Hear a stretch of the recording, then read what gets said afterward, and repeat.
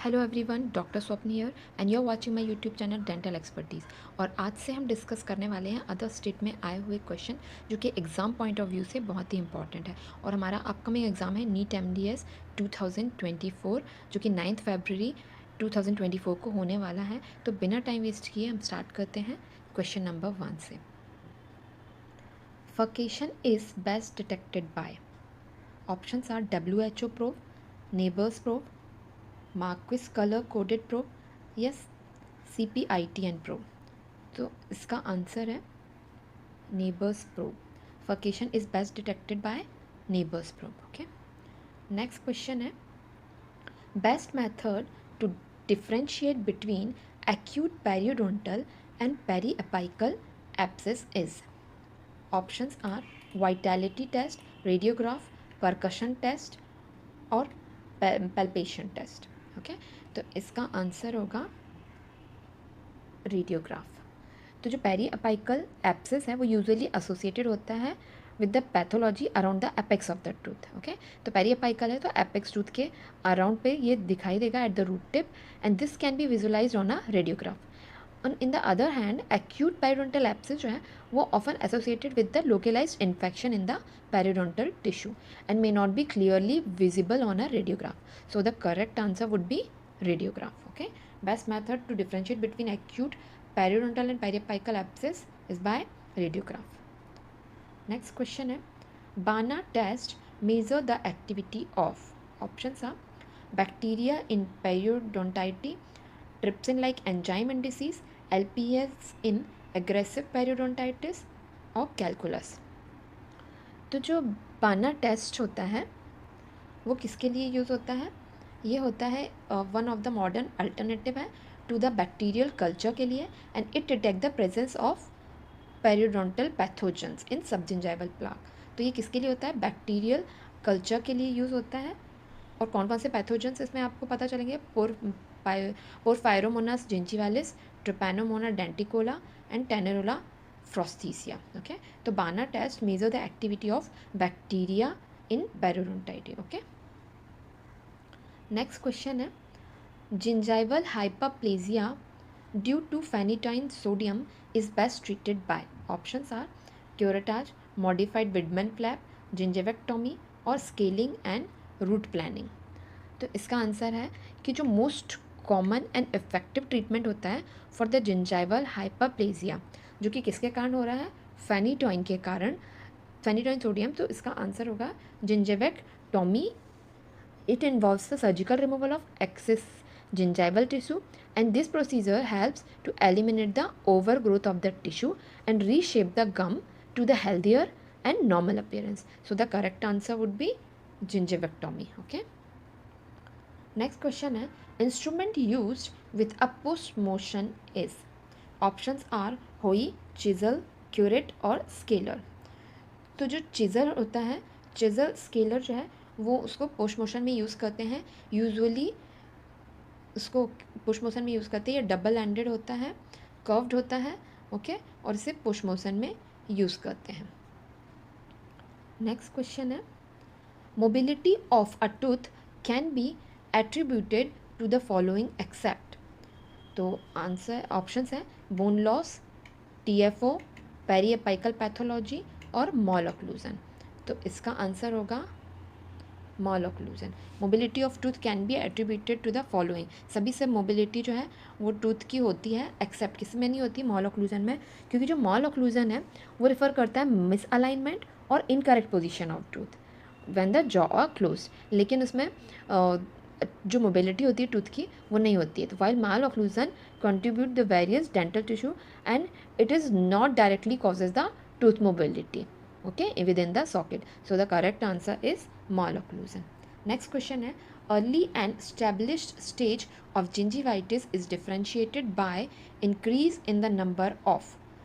तो early और established stage जो है gingivitis की, उसमें जो है क्या, इनमें से क्या जो है वो नंबर में इंक्रीज हो जाते हैं? Neutrophils, plasma cells, T cells या मैक्रोफेज। तो इसमें क्या होता है? ये है स्टेज ऑफ द जिंजीवाइटिस, ये आपको शो हो रही है। ये इनिशियल स्टेज है, early stage and established stage. Okay, तो जो अगर अपन देखा जाए प्रीडोमिनेंट इम्यून सेल्स जो हैं वो इनिशियल स्टेज में पॉलीमॉर्फिक न्यूक्लियोसाइट्स होती हैं, फिर इसके बाद अर्ली स्टेज में लिम्फोसाइट्स, और अर्ली और स्टैब्लिश के बीच में अगर डिफ्रेंशिएट किया जाए तो कौन सी हो रही है, plasma cell. Okay, plasma cells जो हैं वो डिफ्रेंशिएट करती हैं क्योंकि ये इंक्रीज होती हैं नंबर्स में, okay, in establish stage of gingivitis. तो नेक्स्ट क्वेश्चन है, जिंजाइबल isolated recession on single tooth is most commonly seen in, options are lower central incisors, lower first molar, upper first premolar और labially placed canine। तो सबसे ज़्यादा जो recession दिखाई देगा वो कहाँ दिखाई देगा, लोअर सेंट्रल इंसाइजर में, most commonly seen. Okay, next question है, which of the following bacteria shows strong association with localised aggressive periodontitis. Options are P. gingivalis, A. actinomycetin comitans, P. intermedia और spirochetes। तो इसका answer क्या होगा, जो localise aggressive periodontitis होते हैं ये किससे में होते हैं, उसमें ग्राम नेगेटिव बैक्टीरियाज होते हैं जो कि एनारोबिक रॉड्स के होते हैं, और इसमें कौन से होते हैं, ए एक्टिनोमाइसिटिन कॉमिटेंस। ओके, माइक्रोबायोलॉजिक स्टडीज़ जो है वो इंडिकेट करती हैं कि जो ए एक्टिनोमाइसिटिन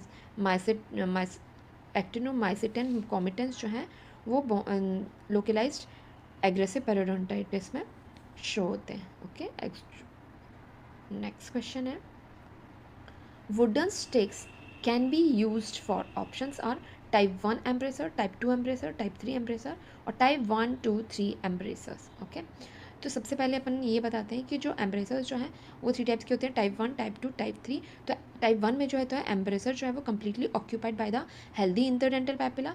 टाइप 2 में जो 75% जो एम्ब्रेसर होते हैं वो जिंजाइवा ऑक्यूपाइड बाय जिंजाइवा, और टाइप 3 में जो है 50% एम्ब्रेसर जो है वो जिंजाइवा, यानी 50% जो है वो नहीं होते हैं। तो इसलिए टाइप 3 में जो है wooden sticks can be used. Okay, Gracie curates number 3 and 4 are used for, options are anterior teeth, premolars, posterior teeth mesial surface और posterior teeth distal surface। तो ये आपको मैंने शो किया हुआ है कि जो ग्रेसी क्यूरेट्स हैं कहाँ कौन से यूज़ होते हैं। जो ग्रेसी क्यूरेट्स 1, 2, 3, 4 और 5, 6 हैं ये एंटीरियर टीथ में यूज़ होते हैं ऑल द सरफेस में। ओके, उसके बाद ये सारे 7, 8 जो हैं वो लेबियली और मतलब लिंगुअली और बक्कली यूज़ होते हैं। 11, 12, 15, 16 जो है वो यूज़ होंगे आपके ऑक्लूज मेजियली और डिस्टली। ओके, तो जो ग्रेसी क्यूरेट नंबर 3 and 4 अपन ने अभी कहाँ पढ़ा है, ये है एंटीरियर टीथ के ऑल सरफेस में। ओके, नेक्स्ट क्वेश्चन है, fluoride supplements are not recommended in the following, options are birth to 6 month, 6 month to 3 year, 3 to 6 year, 6+ year।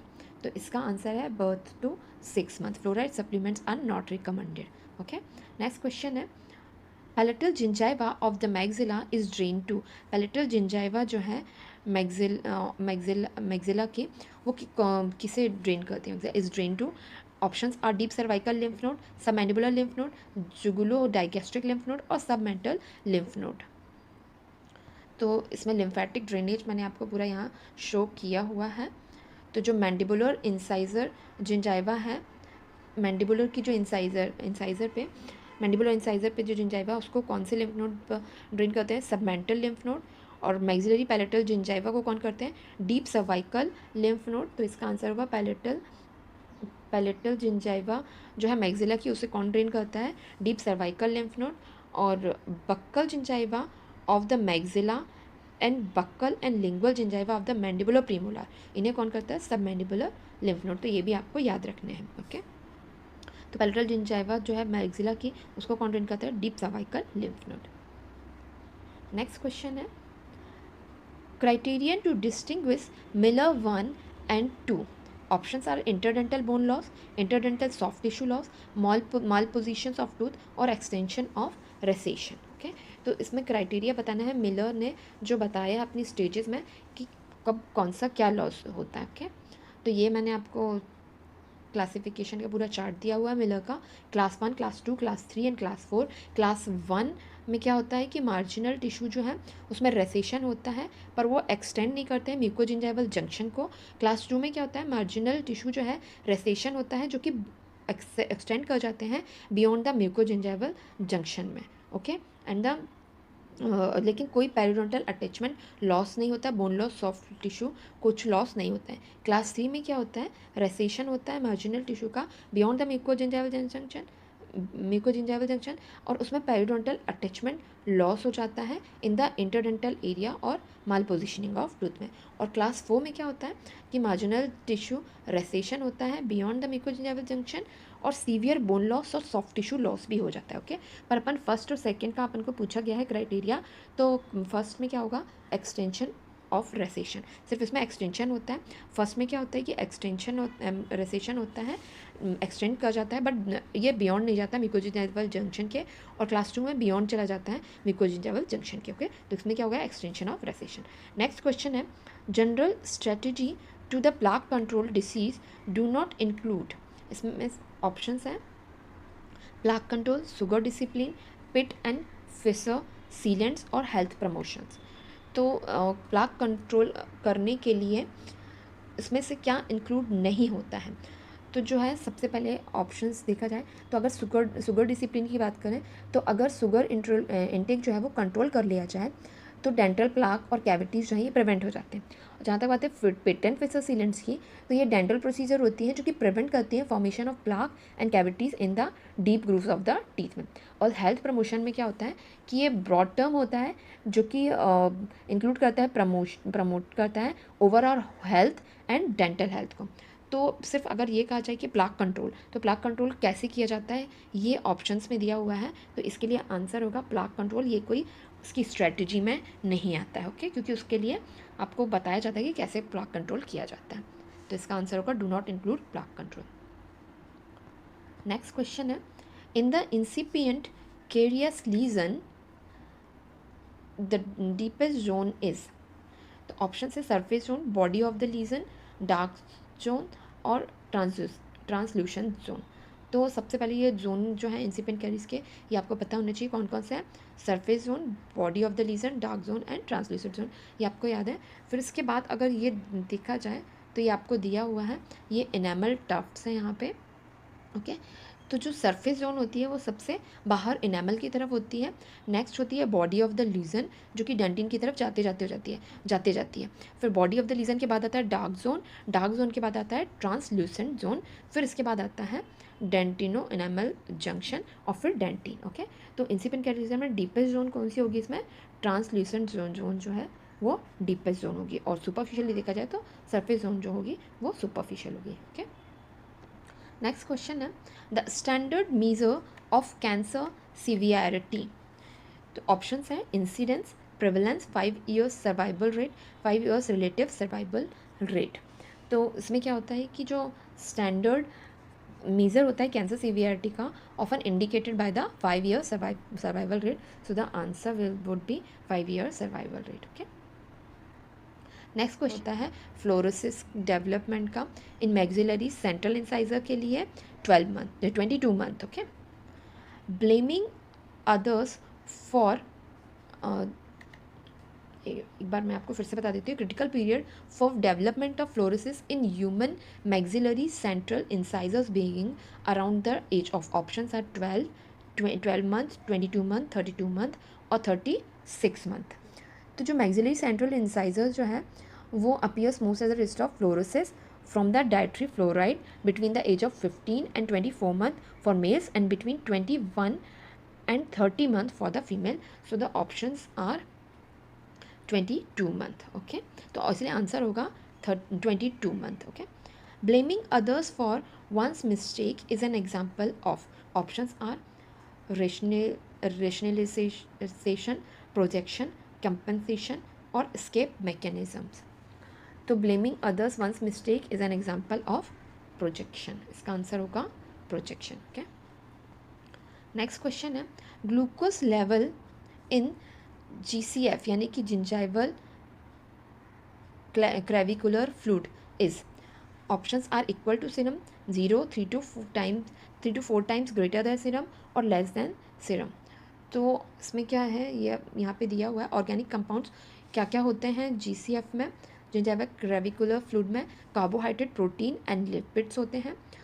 और जो GCF होता है ये क्या होता है, 3 to 4 time greater than that in serum. Serum में कितना होगा, 3 to 4 time greater than the serum, तो इसलिए इसका आंसर होगा 3 to 4 time greater than the serum glucose level. Okay, next question है width of attached gingiva is found in the facial aspect. Options are canine, first premolar, second premolar और lateral incisor.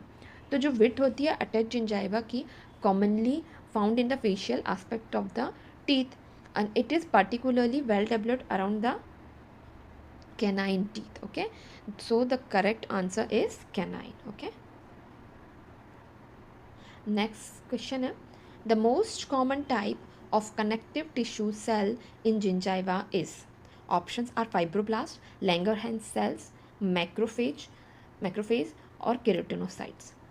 तो जो fibroblast है वो predominant cell होती है connective tissue में, fibroblast. Okay, and these are the responsible for the formation of maintenance of the fibrous components and the ground substance of the connective tissue.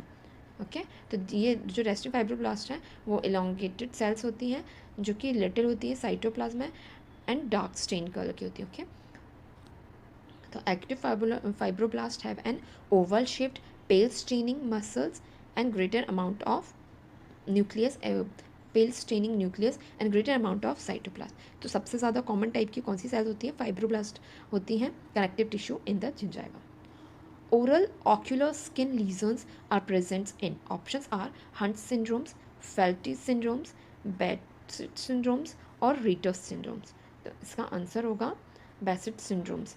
बेसिट syndromes में क्या होता है, ये तीनों होते हैं ओरल, ऑक्यूलर और स्किन लीजन आपको दिखाई देते हैं। ओके, ये आपको दिखेंगे कंजक्टिवाइटिस, केरेटाइटिस और यूटाइटिस। ओके, अब 10 अल्सर्स दिखाई देंगे आपको, तो ये तीनों किस में दिखाएंगे देंगे, बेसेट सिंड्रोम में।